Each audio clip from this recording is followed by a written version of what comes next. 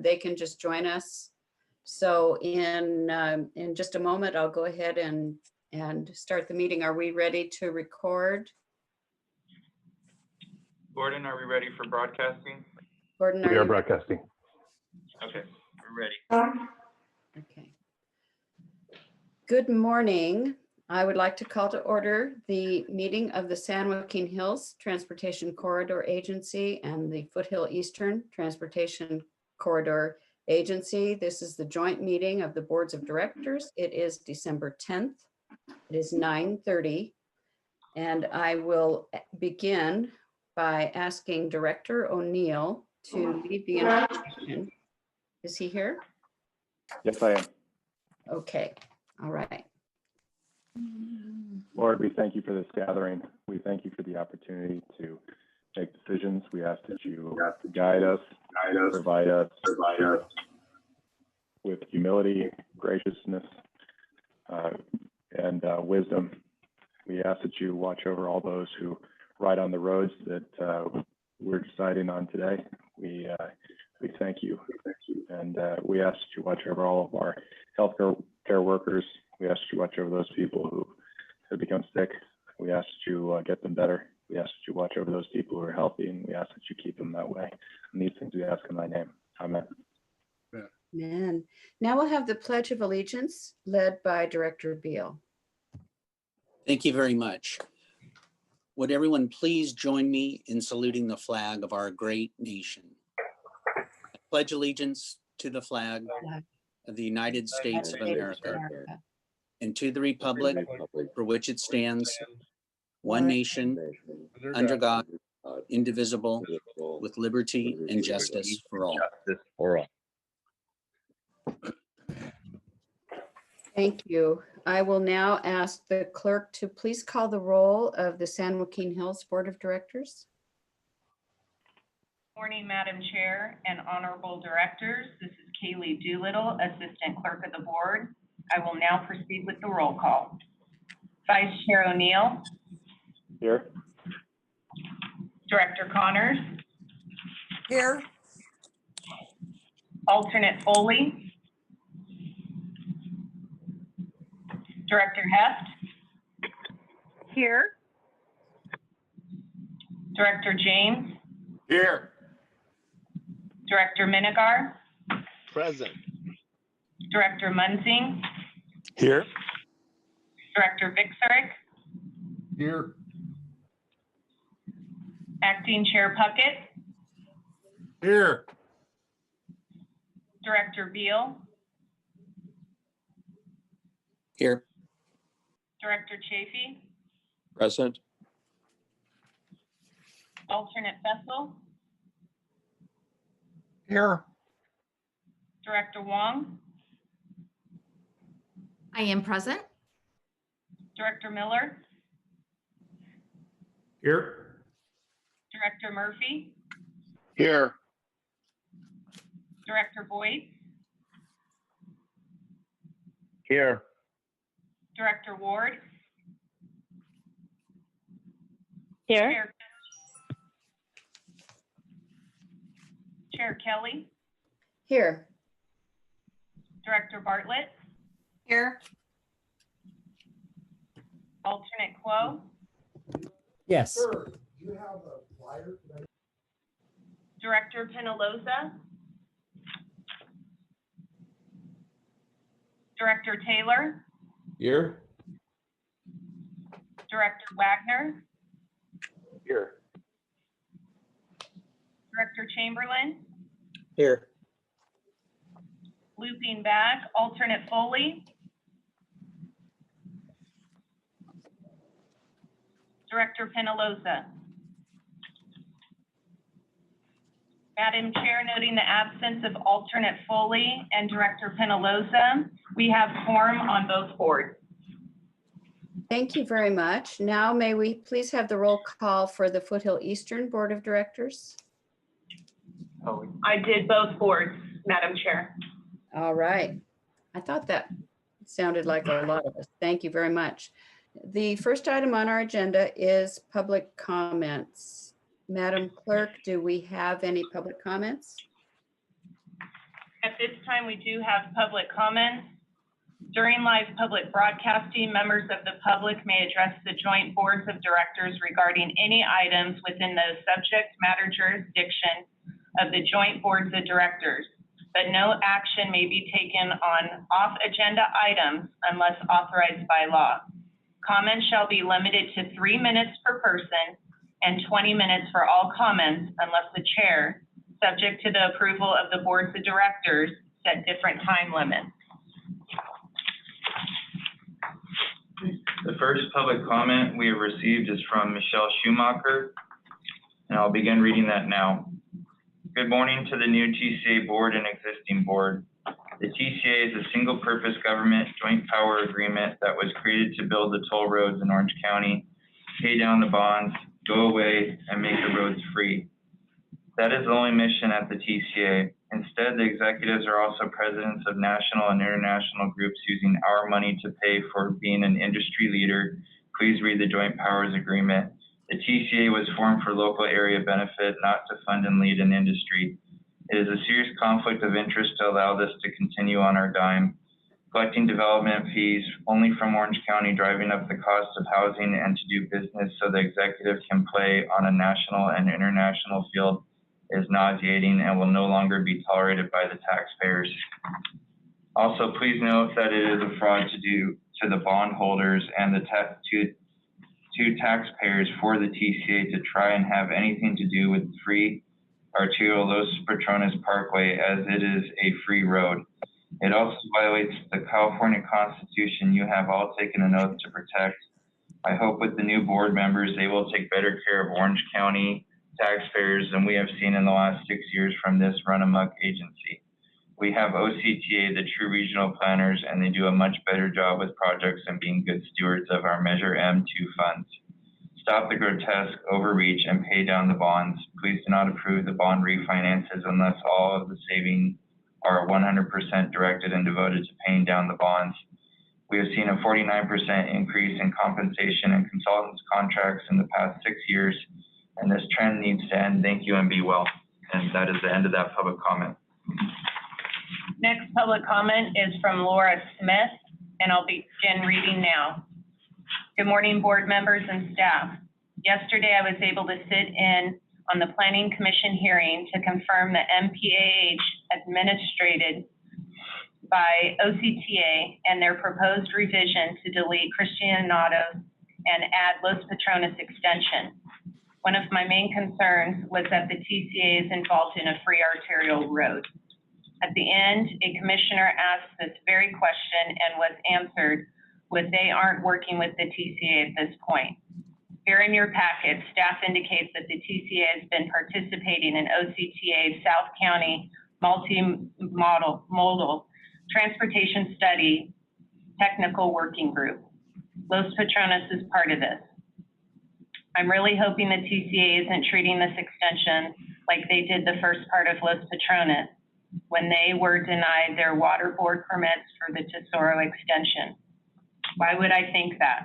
Well, I read from your comment packet or committee packet about the DIF fee credits to RMV from the existing Los Patrones and may potentially enter into agreements with developers to issue additional DIF credits in the near future. It says could reduce projected costs listed in the capital improvement program, but would also reduce dollar for dollar the development impact fees received by the agency, thus reducing potential revenues available to pay the bond. I hope this isn't for Los Patrones extension. I also noted you had, after you said South County traffic relief effort was formally concluded in your last committee meeting, staff wrote, quote, the agency could elect to evaluate this extension again in the future. We shared this and I spoke this, and now you deleted it from your revised packet.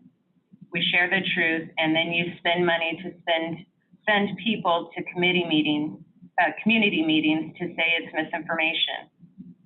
Back to the 241 extension. In this packet, it refers repeatedly, and I quote again, the Foothill Transportation Corridor currently has its southern terminus at Oso Parkway. Are you planning on going farther? Thank you, Laura Smith. And that is the end of all public comments at this time. Thank you, Madam Clerk. And next on our agenda is the San Joaquin Hills consent calendar. This consists of items number 1 through 3, 5, and 7 through 9. And this is San Joaquin Hills. Do any directors have any items they'd like to pull or discuss? This is Cynthia. I move the consent calendar for San Joaquin. Thank you. We have a motion. Is Madam there- Chair, can we do it joint? I'll do it for Foothill, Scott Boyd. No, we're going to do San Joaquin Hills first, and then we'll do Foothill. Madam Chair, this is Well, Anthony yeah. Quo from Irvine. I'll second. Okay, Anthony from Irvine. Yes. Thank you, Director Quo. And I didn't say welcome, but welcome to our board. It's nice to see you here. And you. thank you for the second. So we do now have a motion and a second, and I will ask the clerk to call the roll call for the San Joaquin Hills. Chair Kelly, Yes. Vice Chair O'Neill, Yes. Director Bartlett, Yes. Director Connors, Yes. Alternate Foley, Director Heft, Aye. Director James, Alternate Quo, Yes. Director Minigar, Aye. Director Munzing, Aye. Director Penaloza, Yes. Director Taylor, Yes. Director Vixerick, Aye. Director Wagner, Aye. looping back, Alternate Foley, Director James. Aye. Madam Chair, the item passes noting the absence of Alternate Foley. Thank you. So the San Joaquin Hills consent calendar has passed, and we will now look at the Foothill Eastern consent calendar. Do any directors wish to pull any items from the consent calendar? This is items number 1, 2, 4, and 6 through 9. I'll move the calendar. I'll second that on behalf of. Okay, so there's a motion from Director Puckett and a second from Director Voits. May we please have the roll? Acting Chair Puckett, Yes. Alternate Festal, Yes. Director Bartlett, Yes. Director Beal, Aye. Director Chafee, Aye. Director Wong, Yes. Director Kelly, Yes. Alternate Quo, Yes. Director Miller, Aye. Director Murphy, Aye. Director Penaloza, Yes. Director Taylor, Yes. Director Voigt, Yes. Director Wagner, Aye. Director Ward. Aye. Madam Chair, the motion passes unanimously. Thank you. That motion passes. So the Foothill Eastern consent calendar has passed, and we now will turn to board business, which consists of items 10 through 12. The first item is a Foothill Eastern only, and it is the Foothill Eastern bond refunding for savings. I will ask that San Joaquin Hills members just listen, please. This is only Foothill Eastern board who will consider this item, and I'm going to first call on Director Beal as the chair of the Finance and Investment Committee to introduce item number 10, and then we'll have a staff report by Ms. Potter Chief Financial Officer. Director Beal? Thank you, Madam Chair. So after working with staff for several months, the Joint Finance and Investment Committee unanimously recommended approval of this bond refunding transaction. This transaction is expected to save our agency over $100 million, and it will do so without extending any bond maturity dates. This transaction is similar to transactions our agency has taken advantage of in recent years. And those transactions have reduced bond payments by nearly $500 million, also without extending any bond maturity dates. So the bottom line is this transaction will enhance our agency's cash position. It will provide flexibility during the economic recovery, and it will provide for the ability to pay down bonds early in the near future. So that is my brief summary. Our CFO, Amy Potter, will provide additional details for everybody. Thank you. Thank you, Ms. Potter. May we hear your report, please? Yes, thank you, Madam Chair and directors, and thank you, Director Beal, for your introduction. I'm very pleased to present this item today for your approval. And as noted, this is an opportunity for the agency to significantly reduce its bond payments without extending any bond maturity dates. Next slide, please. And so in accordance with the agency's debt management policy, we regularly look for these opportunities. We monitor the market, and just as in the past and as noted, we've been successful now over the past several years with similar transactions.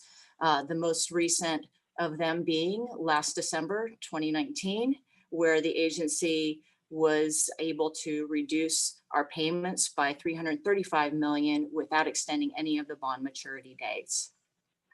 This refunding opportunity today in the current market presents an opportunity to us to refund some of the bonds that would save the agency between 100 and 138 million. We've been working very closely with the Finance and Investment Committee on this transaction, as well as bringing an item earlier in the year to the full board for their approval. And we're asked to pursue the activities needed to prepare to bring this transaction to you today for your approval, with the goal of maximizing the savings without extending any bond maturity dates. Next slide, please. And so these are the bonds that we are looking at refunding. The highlighted bonds there, the Series 2013A, which are senior lien bonds, have call dates of 2024, approximately 494 million. And the 2013 C bonds, which are junior lien bonds, also have a call date of 2024 and approximately 198 million. There's no cash needed in this transaction, and the savings that I've quoted for you are net of all costs of the transaction. Next slide, please. And so when we first started presenting this opportunity, we presented a transaction that we're calling our base case, which is very similar to that one that we did a year ago, which is it's an advanced refunding where we issue taxable bonds to replace the tax-exempt bonds that we currently have outstanding. Through this process, we identified an opportunity to enhance our savings even further. Since there have been a number of issuers just like us who have been executing these types of transactions where they're refunding their bonds with taxable bonds because rates have been very favorable, there's now a shortage of supply on tax-exempt bonds. And so we identified this opportunity to incorporate a buyback strategy into this transaction. Next slide. And so this is how the strategy works. The bonds that we are discussing here are the ones that I identified earlier on the slide, the 2013 A and C bonds that are not callable until January 15th, 2024. And so since we are looking at refunding those bonds more than 90 days in advance of that call date, it falls into the category of an advance refunding that you see there on the left. And in that case, under tax law, we're only able to issue taxable bonds to refund those tax exempt bonds. Now, moving over to the right, this is where we incorporate our buyback strategy. And so by issuing a tender and an exchange, by asking current bondholders to sell their bonds back to the agency, that advances that call date to essentially what we call the surrender date to the current date. And so we are then able to treat this transaction for that portion as a current refunding, where we can issue tax exempt bonds to replace the tax exempt bonds. It's important to note here that this doesn't require any cash on our part. All of this transaction occurs simultaneously with the exchange of funds. Next slide. And so this is how the transaction works. The first line you see there for the advance refunding is that we issue new taxable bonds at a much lower rate than the bonds that we have currently outstanding. We take the proceeds from those investors who purchase those new taxable bonds, and we put the proceeds into an escrow that pays for the interest up to the call date, and then pays those bonds off on the call date of 2024. For the tender portion, we ask current bondholders to sell back their bonds to the agency. And so we then issue, in replacement of those bonds, tax exempt bonds that any investor can purchase and invest in. We take the proceeds from those, the sale of those tax exempt bonds, and we pay the bondholders who surrendered their bonds. And then the exchange portion is also a buyback strategy, whereby we work with some of the existing bondholders who want to retain their bonds. They really want to make sure that they get the same amount of bonds that they have outstanding today. And so it's essentially negotiating with them and replacing the bond that they have today with a tax exempt bond at a lower rate. Next slide. And so here are the numbers that we're looking at based on estimated rates and the way we see the market today.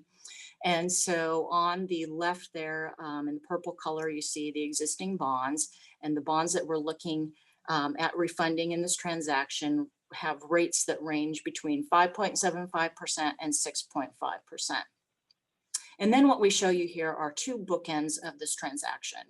And so since we're looking at incorporating both a taxable transaction and a tax exempt transaction, we're expecting it to be somewhere in between, but for purposes of demonstrating the savings here, we're showing you the bookends.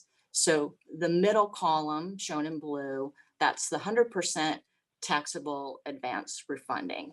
And so under that scenario, we're estimating that we would issue new bonds between 3.75% and 4.25%, realizing gross savings of around 104 million, and then less the costs, getting us to that 100 million number that I quoted, net of all costs. Now, what's important to note here in both of these cases is that the majority of these fees are contingent fees. And so we only pay these fees if we get into the market and we execute this transaction. Moving to the far right, this is the other bookend. This is 100% buyback. And so if all of those bondholders were willing to surrender their bonds to us, this is the maximum amount that we're looking at achieving based on this estimate of current where the market is today and the rates that we would be able to achieve. And so in that scenario, you see that we would issue tax exempt bonds that would range between 2.75% and 3.5%, generating 145 million less the cost of the transaction, resulting in approximately 138 million. Now, we won't know the mix of this transaction until we actually get into the market, where we issue the tender and exchange process. We determine how many current bondholders are willing to surrender their bonds, and then the balance of the transaction becomes the taxable transaction. Next slide. And so really what I want to focus here is looking at the bottom of the slide. This is how we expect to realize those savings over the life of the bonds. Once again, we're not extending any bond maturity dates. And so what we're doing is we're issuing bonds that match those maturities that we have outstanding today. And by doing so, we're able to realize the majority of these savings up front. And so that's what we're showing you here. For instance, the second year, where it's a full year, 2022, we're looking at approximately $10 million in reduction of our payments. Next slide. And so what is before you today is a bond resolution that your approval would then approve the issuance of the new bonds, executing the transaction, and all of the required documents that you have there in substantially final form. So they are always presented in draft because they don't get finalized until we're working through the process and the process is complete. The items that are included in the bond resolution are in accordance with the agency's debt management policy and follow the way that we've issued bonds in the past. Next slide. And also the documents that you've been provided with, the following documents: the preliminary official statement, which is the disclosure document out to potential investors, the supplemental indentures, which relate to the 4 new types of bonds that we would be issuing to senior lien bonds and junior lien bonds, tax exempt bonds, and taxable bonds. The bond purchase agreement, which is our agency's agreement with the underwriters who purchase the bonds from us and then sell them and take on the risk. The dealer manager agreement, which relates to the buyback process, as well as the invitation to tender and exchange, which is a document that goes out to those current bondholders, asking them to buy back their bonds.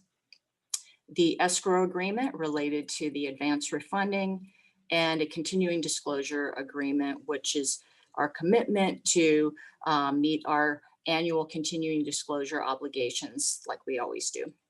Next slide. And so the benefits here, approval today would allow staff to move forward with the refunding transaction in the current market. We know, of course, that if rates rise from current levels, that we would reduce our savings. And so we would like to have the authorization to go out and execute the transaction. And then a successful refunding produces debt service savings in every year without extending any of the bond maturity dates, improves the agency's financial flexibility, and also enhances the agency's ability to pay down bonds early in the future. Next slide. And so next steps then would be that, assuming that we have board approval today, we would work through the bondholder engagement process for the tender and exchange. We would also then finalize those documents, ready to post the preliminary official statement right after the holidays. So that's where you see then the week of January 4th, where we would post the POS, the investor presentation, and the tender and exchange documents. And then mid to late January is when we would then be marketing the bonds. We would know how many current bondholders are willing to sell their bonds back, and we would then price the bonds. And that's essentially where the transaction, this is the important date, the pricing of the bonds, which is selling the bonds, and then the closing would follow shortly thereafter, early February. Next slide. And so with that, the recommendation before you today is to approve Resolution F 2020-10, entitled "A Resolution of the Board of Directors of the Foothill Eastern Transportation Corridor Agency authorizing issuance of toll road refunding revenue bonds in order to acquire and/or refund a portion of its toll road refunding revenue bonds, Series 2013A and 2013C, and approving certain documents and authorizing certain actions in connection therewith, And the second item is to authorize the Chief Executive Officer to execute a contract amendment with PFM Financial Advisors, LLC, to provide municipal financial advisory services contingent upon execution of the bond refunding for an amount not to exceed $250,000. And this item was already included in those contingent fees that I presented to you. This was a competitive procurement several years ago. And when we procured this contract and entered into this contract, we had indicated to the board that when we have a bond transaction, we need to come back to the board for authorization for the actual transaction. And so that is why that item is before you. And so with that, that concludes my presentation, and I'd be happy to answer questions. Thank you, CFO Potter. And at this point, I will open this up. Again, this is Foothill Eastern Board only. Are there any directors who have questions or comments at this time? Yes, Director Chafee. Okay, Director Chafee, go ahead. Director Miller. Yeah. Director Chafee and then Director Miller. Go ahead, Yes, thank Director you. Chafee. Yes, thank you. I'd like to thank Amy Potter and Samuel Johnson for working through this stack of paper with me the other day. I think the timing is really very good. In early February, I think the rates will be as low as they're ever going to be. They're looking at continuing bad news on the COVID front with the holidays coming up. So I don't see rates going any higher, running away from us. Hopefully by the end of January, maybe into February, we'll see some relief as the vaccination effort kicks in. I think the timing then is very excellent. And if anything, I think the savings that we will achieve will likely be greater than the numbers I've seen. So I do support this transaction. The one question I have, and I don't propose changing it this time, is the PFM financial advisor contingent fee. They are supposed to provide as independent advice, and when a fee is contingent, there is naturally a bias toward doing the transaction right away rather than maybe independently stepping back and saying, maybe you better wait a little bit. So not this time, but in future transactions, I'd like to look at possibly a lower fee that is not contingent to be certain we get the best independent advice we can. So I'd like to move the item, both of them, if I may. Thank you, Director Chafee. We do have a motion now, and is there a second? And then we can continue discussion. Second, Tony Beal. Second by Director Beal. And thank you, Director Chafee. And now we'll continue on with any questions or comments and discussion. We'll go to Director Miller next. Thank you, Chair Kelly. And Tony beat me to seconding this. I do support this. I just wanted to thank Amy Potter for all the time she spent with me. I had a lot of questions about bond repayment into the future. We talked about paying down the what are the 2013 B3 bonds in 2022 when they come up.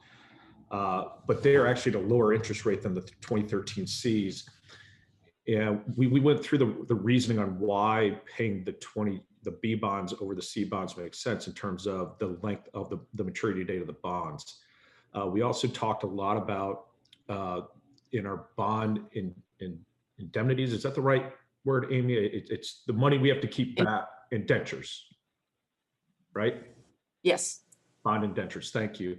That we have to hold a certain amount of money in reserve to guarantee the payments of these bonds. And if we were to pay these down, we actually recover some of that money out of the reserve into our unrestricted cash fund. I hate the name of that. I think we need to rename it, but and so it still made sense, even going through all of these different scenarios, it still makes sense to do this refi the 2013 Cs along with the As, and still consider paying down the 2013 B3 bonds in 2022. We'll still get the biggest cost savings for the agency. We spent a lot of time going through this, and it took many meetings because unlike Amy, I don't deal with this every day, and sometimes I forget what she told me. So I really appreciate all the time you put into this and the staff put into this. I think this is a great opportunity for this organization to really save some money and free up some other cash to take a look at future projects and bond repayments. So thank you. I will be supporting this. Thank you, Madam Director Chair, Ward. this is Director Ward. Director Ward, go ahead. Thank you. Thank you, Madam Chair.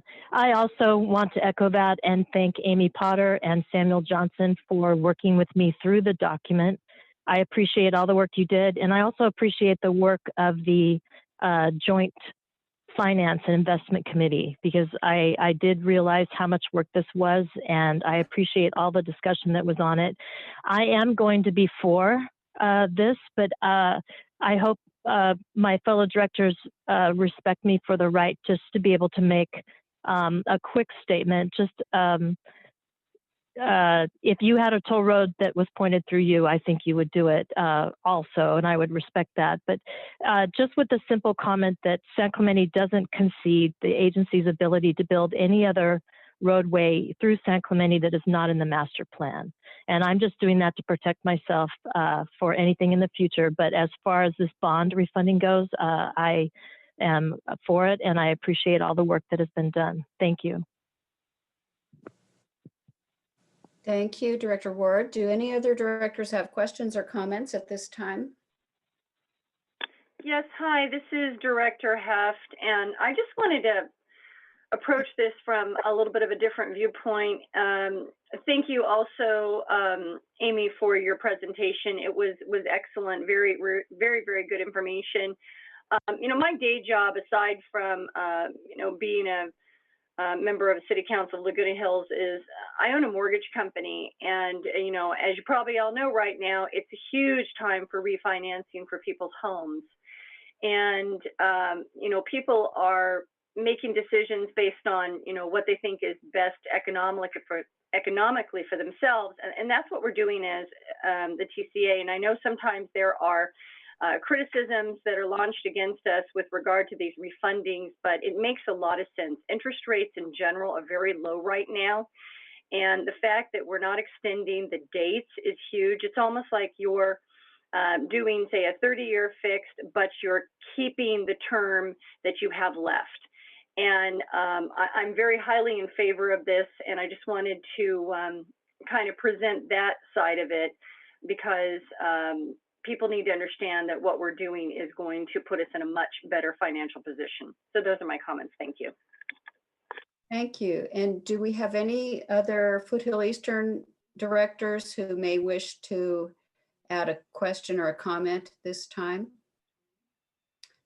If not, we do have a motion by Director Chafee and a second. So we will go ahead and call for the roll call vote, please, Madam Clerk. Acting Chair Puckett, Yes. Alternate Fessel, Aye. Director Bartlett, Yes. Director Beal, Yes. Director Chafee, Aye. Director Wong, Good job, and I am an aye. Director Kelly, Yes. Alternate Quo, Yes. Director Miller, Aye. Director Murphy, Yes. Director Penaloza, Yes. Director Taylor, Yes. Director Voice, Yes. Director Wagner, Aye. Director Ward. Aye. Madam Chair, the item passes unanimously. Thank you. And again, I would like to commend CFO Potter for helping us to capture this opportunity. This will be a really good move and provide a lot of savings, and was very resourceful of CFO Potter to bring this to us. So thank you, and thank you all board members for your support of this item. We are now coming up to item number 11, which is the toll system consultant bench contract. This is a joint board of directors item. So we will I'll ask for a staff report by Rick Carrier, the interim chief toll operations officer. Mr. Madam Carrier? Chair, before the item begins, Madam Chair, this is Wagner. Before the item begins, for Yes. Levine Act purposes, I'm going to recuse myself. Okay, noting Director Wagner's recusal, may we now please, any other board members need to recuse? Okay, now I'll ask Mr. Carrier for the report, please. Thank you, Madam Chair. This item is an on-call toll system consultant services bench contract request. This item was presented to the Joint Toll Operations Committee at their September 23rd and November 18th meetings and was unanimously approved for presentation to the full board. Next slide, please. Over the next 5 years, the agencies will need toll system consultant assistance in multiple areas.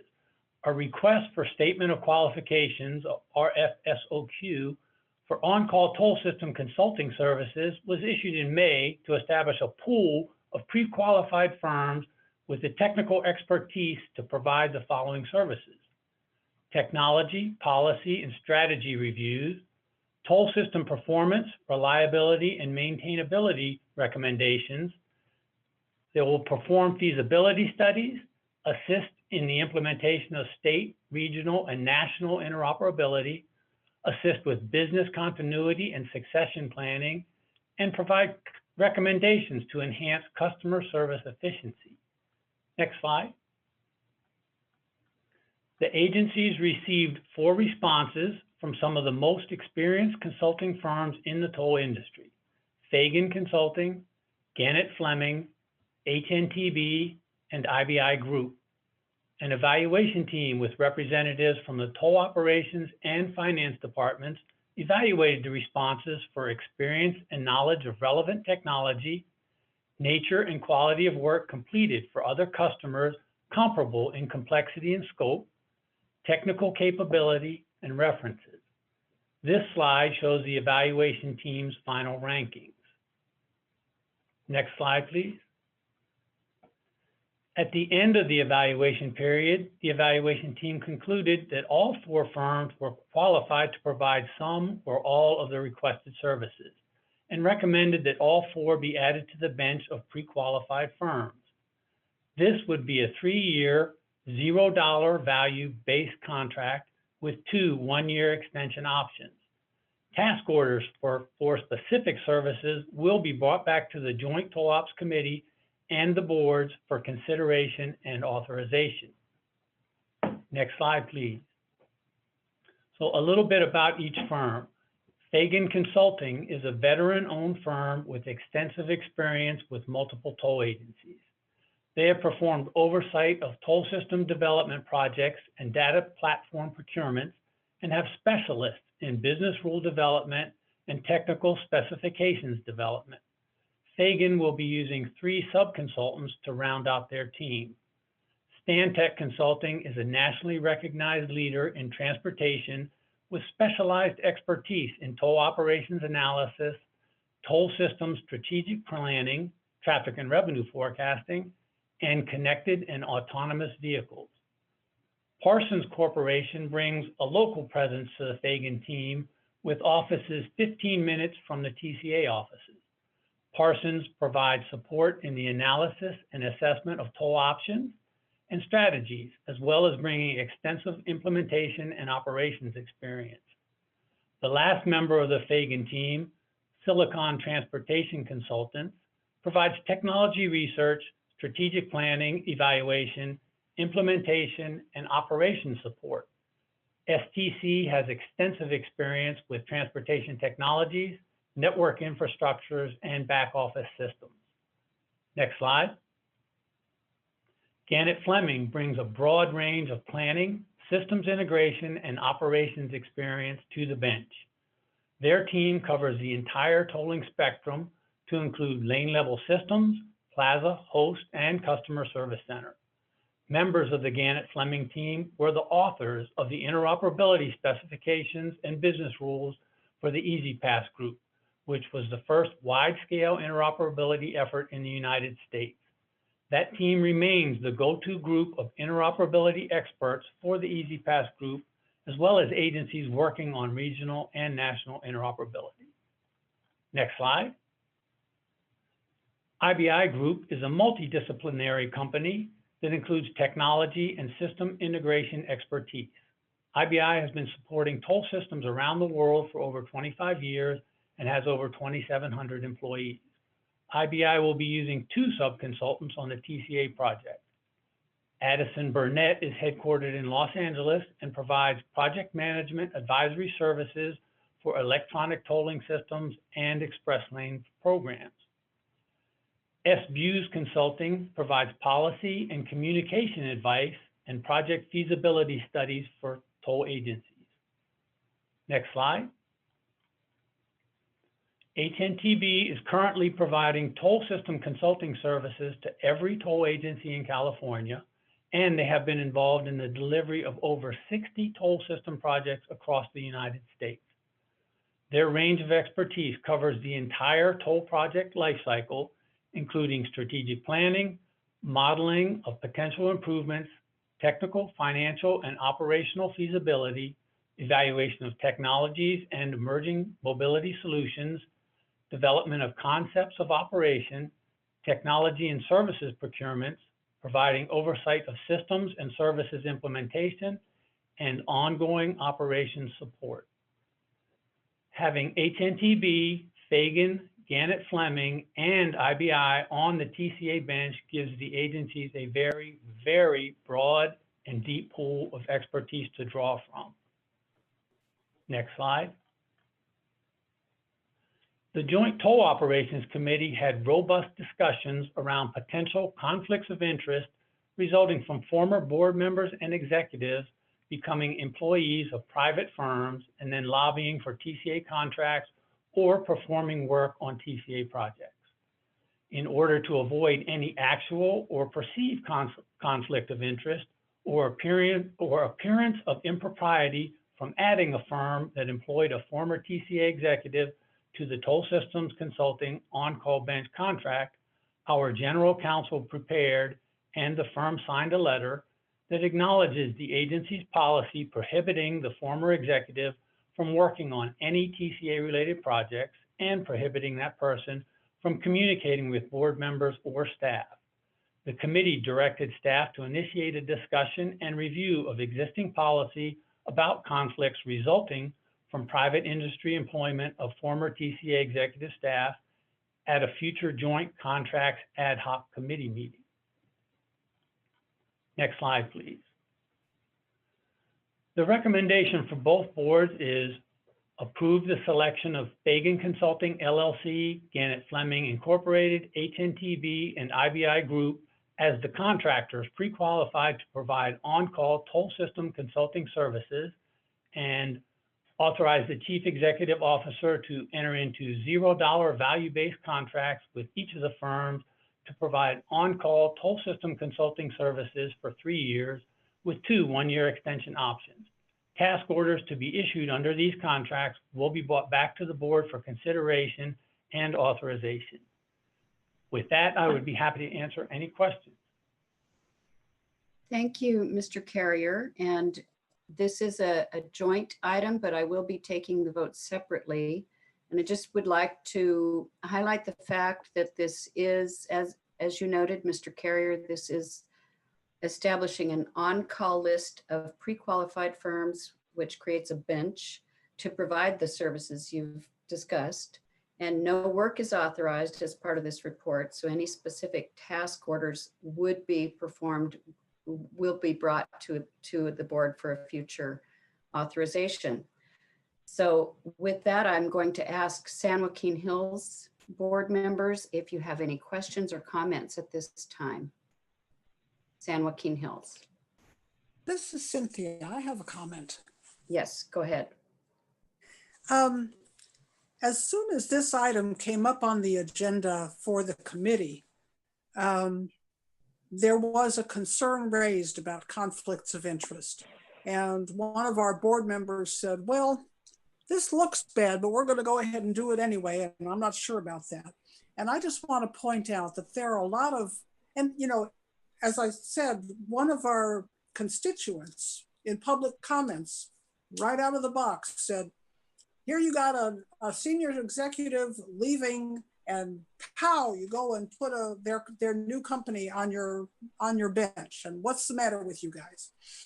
Well, I want to point out that there is a lot of movement between top staff of government agencies and employees and their employees who work, the companies that work with the agencies.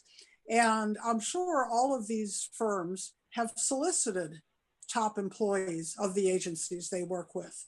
And there's a strong interest in not making that the basis of your contract, because if we decided not to contract with everybody who employed a former executive of ours, we would be cutting ourselves off from a lot of the best consultants and contractors, and that's not good for the agency. And we'd be interfering with the employment prospects of our top executives, because no one would want to hire them if it made the new company a pariah and unable to get a contract anywhere.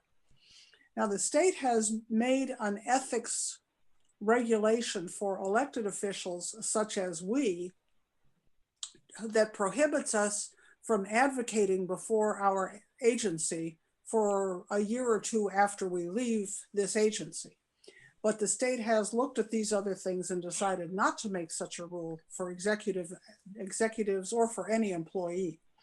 And to address this issue, as Mr. Carrier has said, we have in our contract put in a prohibition that no top executives from this agency will work on this contract for any of these consultants, and nor will they advocate before us. And so even if there is some appearance that this is conflictual, there are certainly countervailing arguments as to why we should go ahead and do this. So I'm in favor of it. Thank you for those observations, Director Connors. Do any other San Joaquin Hills board members have any questions or comments? I will entertain a motion from San Joaquin Hills. Madam Chair, can we discuss this jointly, because it affects both agencies directly, and then take the vote after the discussions are done? We may do that if Foothill Eastern board members have any questions or comments at this time. It's Director Miller. I do have some comments. Go ahead. Thank you. A quick question of Mr. Joseph. We actually, as an agency, have a policy that prohibits executives from coming back for a year. Is that correct? Working with one of our consultants? The agency policy, as set forth in the Code of Conduct, prohibits any conduct that might create the appearance of impropriety. And the Code of Conduct also incorporates by reference any existing legal prohibitions. So the legal prohibition at issue here is Government Code Section 87406.3, and that is the provision that says that not only elected officials, but also the chief executive officer of a public agency cannot advocate before the agency within 1 year of departing the agency. So could not be an advocate for one of these contractors, for example. While the statute itself does not prohibit working for a contractor, the agency made the determination in evaluating this particular situation that it was best to require that the contractor promise, and as part of the contract, an amendment to the contract, if you will, agree that no former chief executive officer of the agency would work on the contract or would advocate for the contractor before the agency for a 1 year period after departing from the agency. As we also discussed during the committee meeting, the agency may, as a matter of policy, adopt a policy or a program that is more restrictive than state law. So for example, if the agency wanted to adopt a prohibition that's longer than 1 year, or wanted to adopt a different position regarding the ability of a contractor who merely employs a former chief executive officer to bid on the contract, the agency could choose to do so. It has not done so to date. That is my understanding, though, as to the conversations that are likely to be occurring in the upcoming committee meetings to discuss potential changes to the agency's policy. Thank you. And so I wanted to point that out because, respect Director Connors, but she left that piece out where the CEO is actually impacted by the exact same government code that we are. And that's where this discussion came from. Thank you. I struggle with this deeply because I don't want to impact previous employees and executives, their employment options as they leave our agency, but I also struggle with that portion of the code. The letter that we received to me seems somewhat of a workaround to try, and I understand what we're trying to accomplish. And just to make things clear, I did vote to bring this forward, but for a very specific reason, and I'll get to that later. But the more I think about what we're doing here, is we spoke with Mr. Carrier, and my issue was, why are we bringing this right now? Mr. Carrier pointed out in committee that we don't have any pressing projects or anything in the foreseeable near future that would prevent us from waiting on this decision until we just go through the committees and decide what we're going to do about our own internal policy. And, I don't know why we couldn't just move for these or three of the companies and hold off on HNTB, but I think I have a workaround for it. I believe in Mr. Johnson, do you know the actual separation date of Mr. Cramen? It was in April, I know that, but I can't remember the exact day in April. I'll ask General Counsel to provide that response, Director. It was April 9th, 2020. Okay, April 9th. So we are effectively 4 months away from that separation date anyway, with nothing on the clear horizon that we would need them on our bench.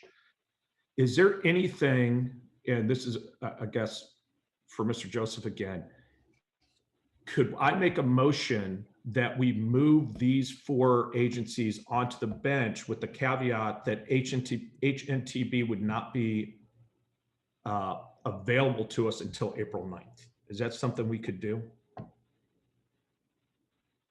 Was that question? I don't know if there's a legal issue around doing something like that or not. Okay. There isn't a legal issue that would prevent the board from doing that. I would defer to agency staff regarding any practical implications of that, but no legal impediment. Madam Chair, this is Staff, do we have any issue with that? We'll hold Okay, off until that way that from- year is up, and then we don't have any perceived conflict. Okay, let's hear from CEO Johnson, please. So Director Miller, I think we can address your request and just tell you we will not bring a task order back to the board for approval utilizing HNTB prior to the April date, And so, won't use effectively, we're keeping them, the year will be up and then everything is okay, right? And I mean, that's all I'm trying to get to. We're only 4 months away from it anyway. Do we need a motion to do that? Or I think staff could just take that direction, Director. And then also for the rest of the board's knowledge that in terms of the skill set that we will be looking for in Mr. Carrier's area, that previous CEO does not fit in any of those boxes where we were looking for services. But we can take that action and we won't bring anything back for HNTB on this contract prior to April. I mean, that's all my concern is. Mr. Cramen is a very capable engineer. He does good work, but I'm worried about that section of the government code and just getting a letter. I think if we do that, I can support this. The reason I brought it back was we also had the opportunity of Mr. Joseph explained that this is an at-will appointment. So if we were to change our policy and HNTB was not willing to sign it, we could remove them from the bench at that point. But I think with what CEO Johnson just said, if we give direction not to bring anything back until April 9th to HNTB, I would be okay moving forward with this. Okay, thank you for those observations. And you did hear from CEO Johnson as to that note. Do any other board members from either board have any questions or comments? Madam Chair. Madam Chair, this is Director Ward. Oh, I'm so sorry. Director Ward and then Director Bartlett. Chair Okay. Kelly, this is Peggy Huang. I also like to make a comment or question, actually. Thank you. Director Ward, and then Director Bartlett, and then Director Wong. Thanks. Go ahead. Thank you so much. So my question would be on IBI Group, and this might be a question for Mr. Joseph. As you know, San Clemente used IBI Group for our traffic study for South County Mobility, and I just have a question of if TCA puts IBI Group on their bench, does that preclude my city from being able to use them in the future? I would not imagine that it would, no. Okay. I just needed to ask that question, so I appreciate that. That's all my questions, Madam Chair. Thank you. Now Supervisor Bartlett, please. Thank you, Madam Chair. So I'm tending to agree with Director Connors in this regard relative to executives from, for instance, TCA going over to one of these firms. HNTB is a huge company. It's not like it's a 5-person firm.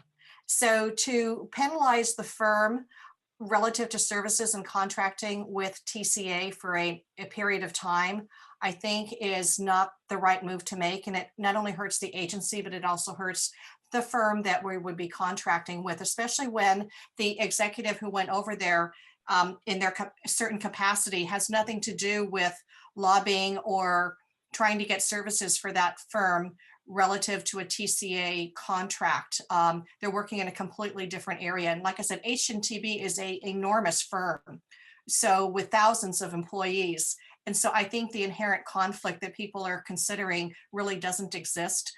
For instance, just case in point, we had one of our directors of public works who went over to AECOM. Well, if we had that in place, we would have to stop probably a multitude of contracts at the county because AECOM has tens of thousands of employees. And so just like HNTB, very, very large firm. And I don't want to penalize the agency and take a firm off of our bench simply because of this perceived conflict that really doesn't exist. If we're talking about a 5-person firm, that's a whole nother story because you've got one of 5 people there. But we're talking about major firms with significant contracts, great capabilities. And I don't want TCA to lose out on having access to having a great firm on the bench in this regard. So I just want to put that out there because I don't want to penalize either the individual that went over to the other firm or HNTB or to penalize TCA as well. We want the best companies out there on our bench. And I think this perceived conflict that is being flagged today is really not exactly a conflict, and that should not hinder us from putting HNTB out there on our bench. Thank you. Thank you, Supervisor Bartlett, and I totally agree with you. I think that you make some really good points, very well taken points. And next we'll hear from Director Wong. Oh, thank you, Chair. Supervisor Bartlett said a lot of what I wanted to say, which is that, you know, HNTB is a reputable and respected as well as a very big firm. My question is for our legal counsel is whether or not the firm provided to us what steps they will be taking to prevent, you know, the former TCA employee from, you know, communicating with TCA staff or having access to our projects so that he would be in any form of involvement. So that I'm thinking of, you know, in the legal field, we have the China wall. Sometimes you can put in things in your computer system to prevent access by others into a particular projects. I just wanted to know if we made that request or did they provide that information to us? Thank you. The letter that was signed by the company, I'm going to get it up on my screen here. See if I have it handy.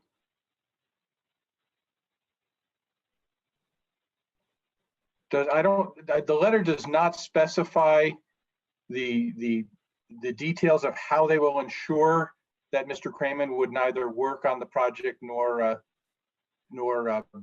advocate for HNTB before the TCA. It is a firm commitment that neither will occur, And certainly if there were anything that indicated that either were occurring, that would be a breach of the agreement. I would imagine that staff can work with HNTB to have them indicate what measures they're undertaking and ensure that they are, they are satisfying staff in terms of the thoroughness with which they're ensuring that there will be no contact. I'm not sure it necessarily would rise to the level of an ethical wall, such as would occur in a law firm, but I suspect the contractor would have no problem with communicating to staff what they're prepared to do to make sure this doesn't occur. Thank you. Yes, if staff could ask for that, I would really appreciate it. And I think that really would help us ensure that the contract is being followed and we wouldn't have any problems. Okay, and I'm going to jump in here and try to get us back on track. We've kind of strayed a little bit into conflict policy, and conflict policy is not on our agenda. So I need to keep us back on track with the agenda and the recommended action here. We've had a pretty lively discussion. So at this point, I'm going to ask, are there any other board member comments about this recommended action? Madam Chair, this is Director Miller. Just one more point of clarification for Mr. Joseph, and I think this will help us out. But Mr. Joseph, this conflict we're talking about, and I do think it's relative if we're going to bring an agency onto our bench that could have a conflict. I think this is appropriate to discuss this before we do this. But this conflict we're talking about is an FPPC conflict, correct? And the onus is on the former employee, not on the agency. Is that correct? If something well, certainly under the relevant government code provisions, the obligation is that of the former elected official or the former chief executive officer of the agency. So it is up to them to ensure that they are complying with that requirement, and they would be the ones who would be subject to, appropriate regulatory action if they did not. Okay, thank you. Because I do agree with the comments made by Director Bartlett Wong that we do not, and Chair Kelly and Connors, we do not want to eliminate good firms that could work for us because of a former elected or CEO working for them.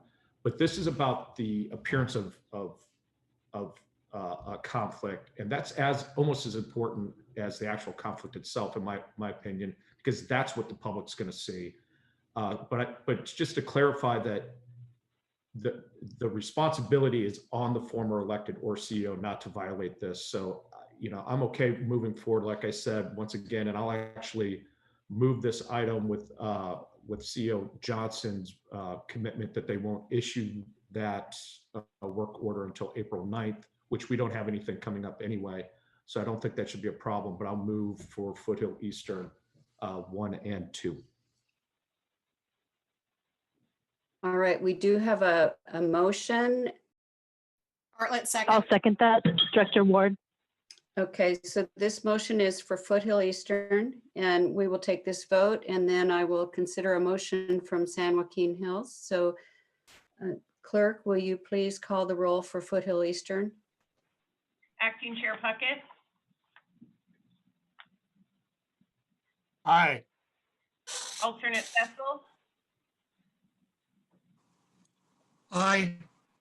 Director Bartlett, Yes. Director Beal, Aye. Director Shapey, Aye. Director Wong, Aye. Director Kelly, Yes. Alternate Yes.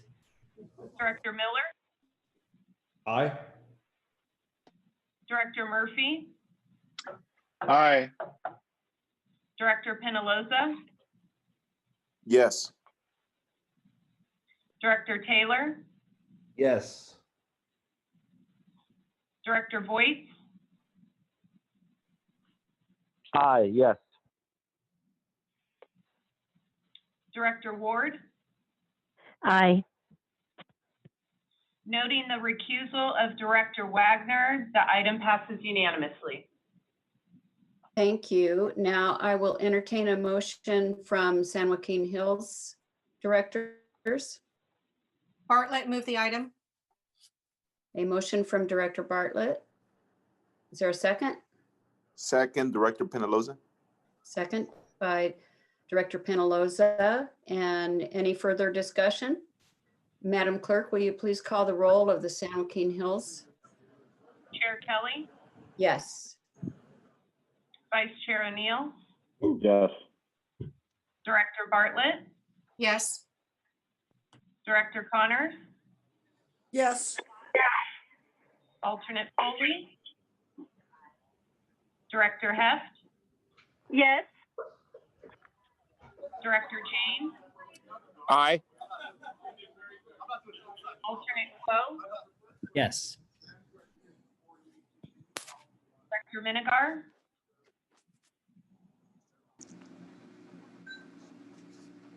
Yes. Director Muncy, Yes. Director Penaloza, Yes. Director Taylor, Yes. Director Vixerick, Aye.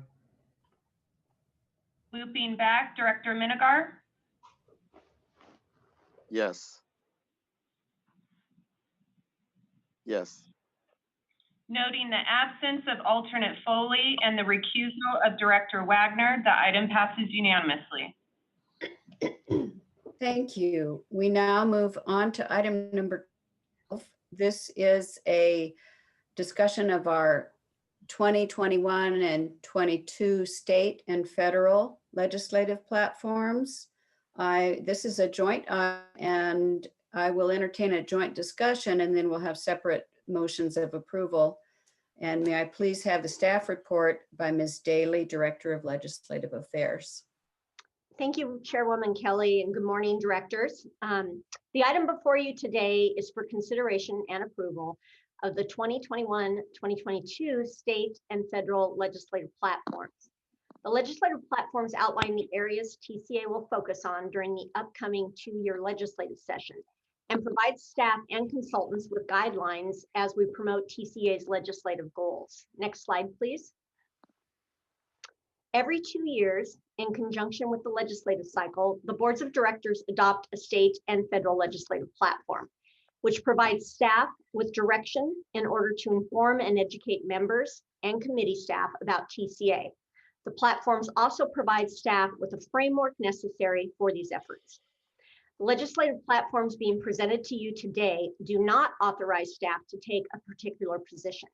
Policy positions are at the sole discretion of the boards, and should staff have a recommendation, it would present that recommendation to the Joint External Affairs Committee and boards for consideration. Next slide, please. The legislative platforms set forth the agency's goals and policy guidelines and are based on the same philosophy TCA has adopted in previous year, which is to protect the agency's statutory authorities in order to achieve the goals and objectives set forth by the boards. The platforms also identify potential issue areas that could possibly require TCA engagement. Next slide, please. The annual advocacy work plan is developed based on the legislative platforms adopted by the boards every 2 years and amended by the boards as necessary. The work plan identifies actions necessary to adhere to the platforms, which includes analyzing legislation to identify impacts to TCA and our regional partners. The work plan also recognizes the continued need to identify and educate members of the legislature and key committees and their staff on TCA's mission, funding, operations, projects, and successes. Next slide, please.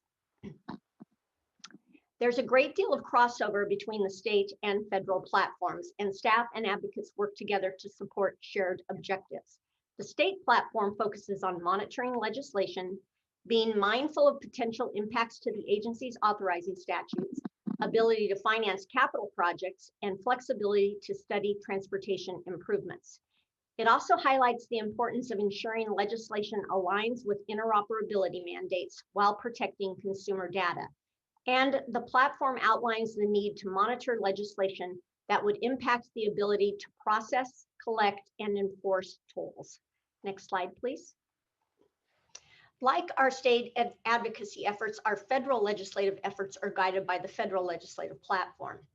Key areas of focus include identifying legislative solutions to address challenges to national interoperability, collaborating with the California Toll Operators Committee and the International Bridge, Tunnel, and Turnpike Association, taking positions as necessary on legislation or regulations that affect toll operators nationwide, opposing efforts to require toll facilities to adopt particular technologies, and working with agencies to obtain approvals to advance our capital projects and programs.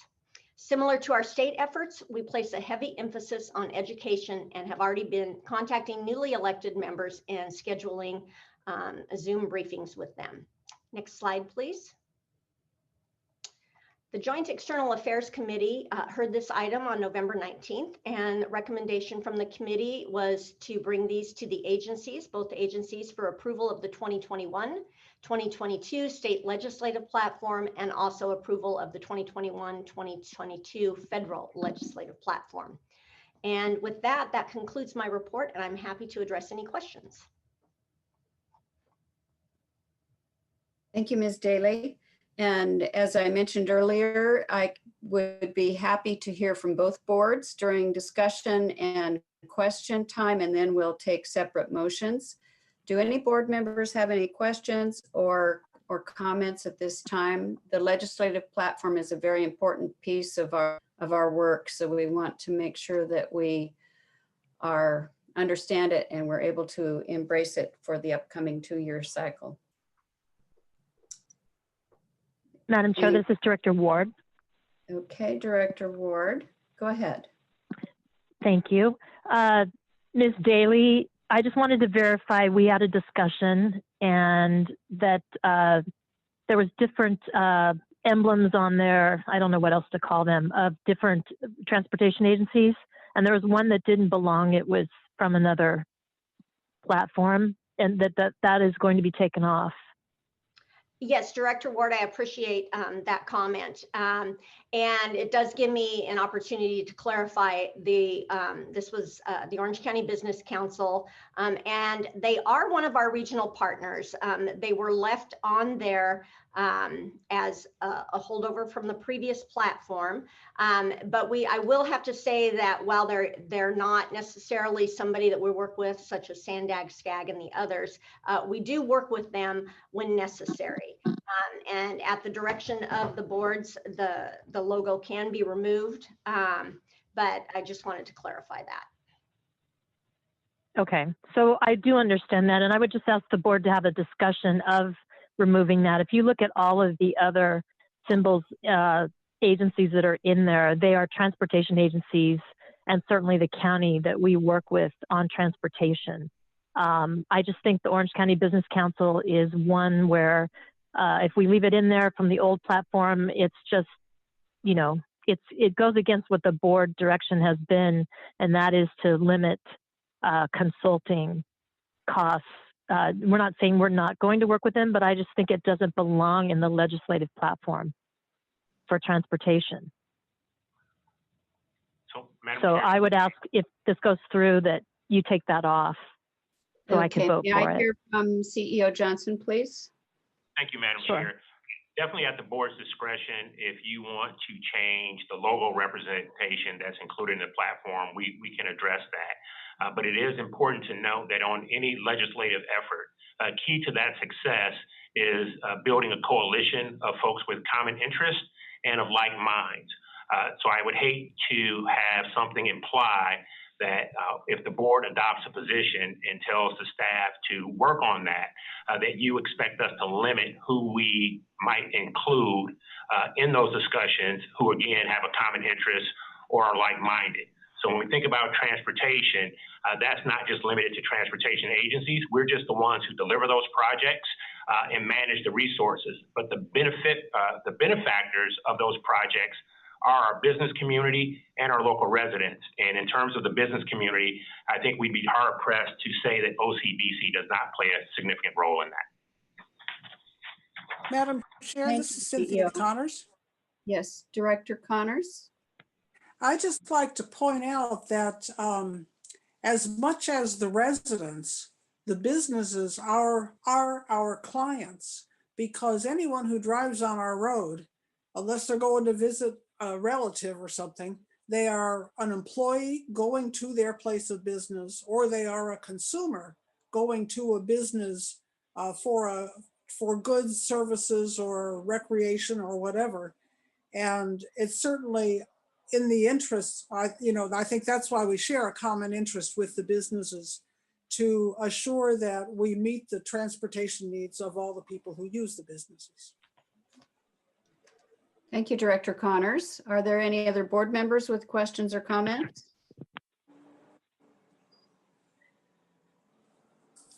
Okay, I think we had a lot of information provided to us, and through our agenda report and documents. If there is no further questions or discussions, I would like to turn to San Joaquin Hills and ask for a motion for the recommended action. San Joaquin Hills. This is Cynthia. I'll move the recommended action. We have a motion by Director Connors. Is there a second for San Mike Joaquin? Munzing, I'll second it. Mr. Munzing seconds. And I will ask the clerk to please do a roll call vote of the San Joaquin Hills directors. Chair Kelly, Yes. Vice Chair O'Neill, Director Bartlett, Yes. Sorry, this is O'Neill. I vote yes. Director Connors, Yes. alternate Foley,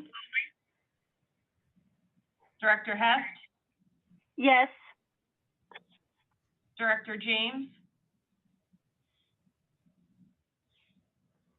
alternate Quo, Yes. Director Minigar, Aye. Director Munzing, Aye. Director Penaloza, Yes. Director Taylor, Yes. Director Vixerick, Aye. Director Wagner, Aye. looping back, Director James, Aye. noting the absence of alternate Foley, the item passes unanimously.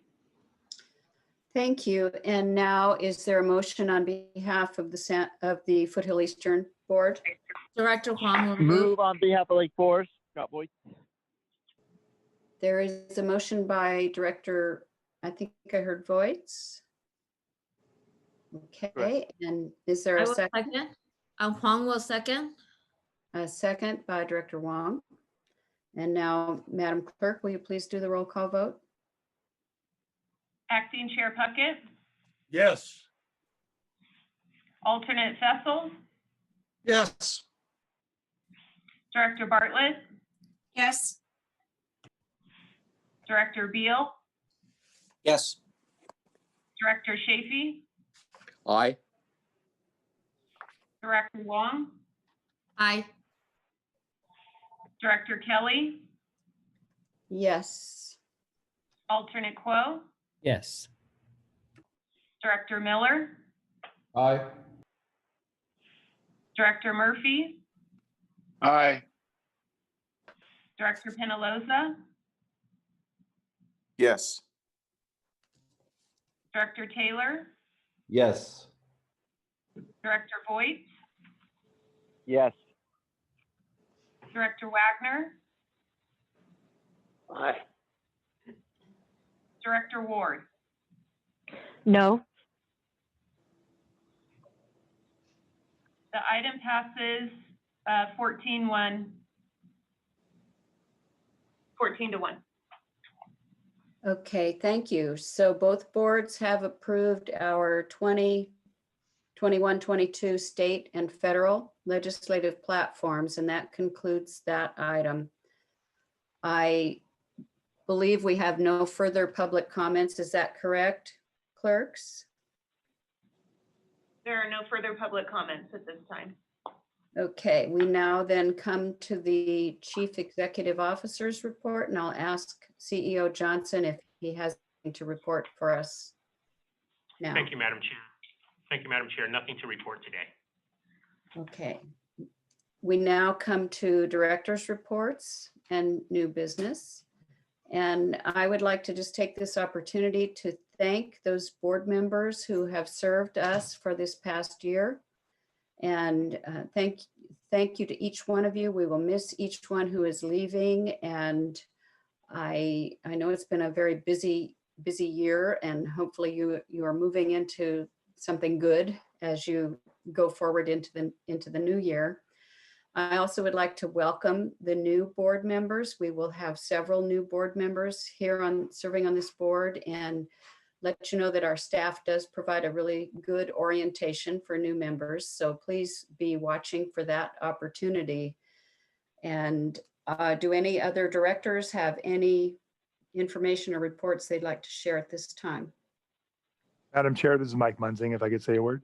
Yes, go ahead, Director Munzing. Yeah, I just, as many of you know, I've sort of took a rough 2020 to a new level this year by getting a double transplant and surviving that. And I know all of you had my back and very kind and very sweet. So as this is my last meeting with TCA, I want to thank you all so much for a great tenure on the board, and for all the friendships. I've friends with most of you before, but made new friends, and you guys are very important to me. So I want to thank you all.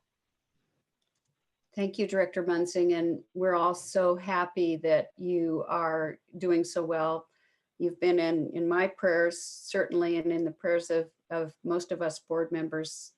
We've appreciated your service here on this board as well. They've meant so much to me. Thank you. And I am doing very well, and thanks, guys. Appreciate it.